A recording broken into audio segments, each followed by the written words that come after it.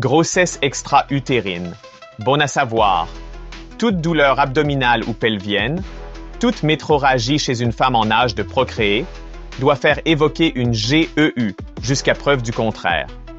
Avant de poursuivre, like, abonne-toi pour encore plus de vidéos pour tes révisions. La GEU est l'implantation de l'embryon en dehors de la cavité utérine, le plus souvent dans la trompe de Fallope. 95% des cas, ampoule 70%, isthme 20%, pavillon 5%.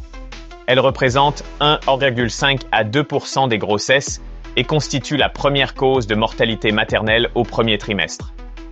Facteurs de risque. Antécédents de salpingite, chlamydia trachomatis plus, autres infections génitales hautes, chirurgie tubaire ou pelvienne. Antécédents de GEU. Fécondation in vitro. Stimulation ovarienne. Dispositif intra-utérin. Endométriose. Tabac. Effet dose. Âge plus de 35 ans. Facteur indirect. Signes. Cliniques. Retard de règles, voire signes sympathiques de grossesse.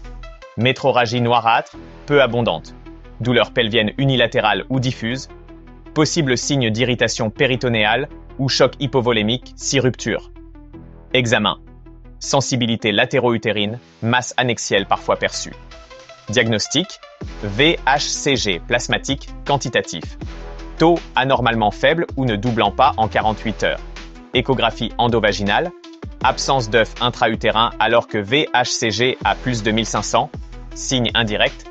Masse latéro-utérine ou épanchement hématosalpinx. Signe direct. En cas de doute, surveillance échographique et VHCG à 48 heures. Si instabilité hémodynamique, laparoscopie diagnostique en urgence, le plus redouté étant la rupture tubaire avec choc hémorragique.